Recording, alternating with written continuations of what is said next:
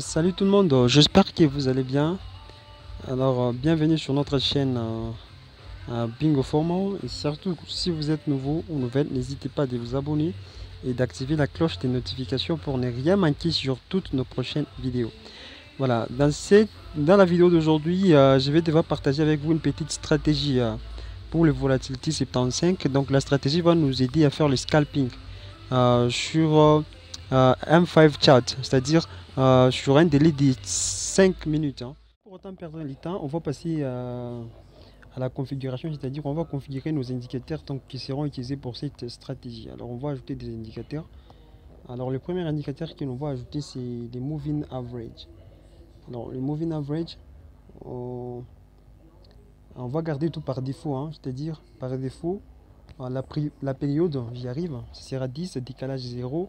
Méthode, c'est simple, appliquer à close, oui, appliquer à close et un style sous couleur, vous pouvez laisser ça par défaut, mais on peut changer, on peut mettre par exemple le bleu et après vous cliquez et prêt. Voilà, notre moving average est ajouté sur les graphiques. Alors les délais, on ne traite pas à M15, on ne traite pas à M30, on ne traite pas à H1, mais on traite à M15, à M5, j'y arrive. Alors le deuxième indicateur que l'on va ajouter ici, c'est... Alors pour prendre aussi les données des indicateurs, vous pouvez faire une pause de la vidéo et c'est simple de les ajouter, d'y revenir.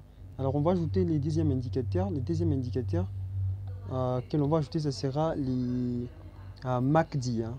MACD, on va garder tout par défaut. On peut changer par exemple peut-être la couleur ligne de signal. On peut changer la couleur, on peut mettre même, je sais pas, c'est mauve quoi. Donc on met n'importe quelle couleur. Ou sinon, les restes vous gardez par défaut. Et on va cliquer et prêt. Alors vous allez voir, un autre indicateur est ajouté. Et après cela, on va ajouter les deuxièmes indicateurs. Donc les deuxièmes indicateurs, c'est... On va l'ajouter sur la fenêtre de l'indicateur 1, ici. Donc on va l'ajouter ici.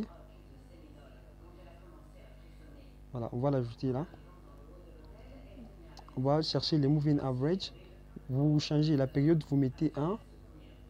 La période 1, décalage, vous gardez 0. Méthode, vous mettez poids linéaire. Si votre MetaTrader 5 est en anglais, on va écrire linear rate. Mais si c'est en français, c'est poids linéaire. Si vous prenez poids linéaire, appliqué à, vous prenez les données de l'indicateur précédent. Les données de l'indicateur précédent. Et style, vous pouvez mettre par exemple la couleur verte. Vous gardez seulement 4 pixels et après vous cliquez et prêt. Voilà, voici comment va se présenter notre graphique maintenant. Alors j'ai un signal d'un sell. Et après cela, je vais parler maintenant pour un signal d'un buy. Okay? Donc il y a sell. La première condition, c'est-à-dire on doit observer d'abord sur la fenêtre de l'indicateur. Donc on doit observer l'indicateur MACD. Donc l'indicateur MACD, premièrement, les histogrammes. Ok, les histogrammes, donc ce sont des barres blanches, donc des lignes ou des barres blanches. Donc si ces barres sont supérieures à 0, quand vous pouvez remarquer, donc supérieur à 0, donc ça c'est la première condition. La deuxième condition, ok, il faut que les moving average, donc la ligne verte, puisse coïncider avec la ligne. Donc lorsque les moving average se coïncident avec la ligne mauve, donc la ligne des signal, des MACD, alors ça c'est la deuxième condition. La première condition, d'abord les histogrammes doivent être supérieurs. Donc les histogrammes doivent être supérieurs à 0. Voilà, si c'est supérieur à 0. Deuxièmement, il faut que vous regardiez donc le moving average et la ligne des signal, ok, la ligne mauve. Lorsque ces deux lignes vont se coïncider, nous avons notre premier signal pour un sell. Okay. Ici, nous avons notre signal pour un sell. Et après cela, il faut que les prix soient en dessous de notre moving average, donc la ligne bleu ciel, hein. Donc si c'est en dessous, alors vous allez placer votre position à ce niveau. Ok, donc si vous placez votre position à ce niveau, euh, vous serez directement, vous placez votre position, donc vous ouvrez une position pour un ciel.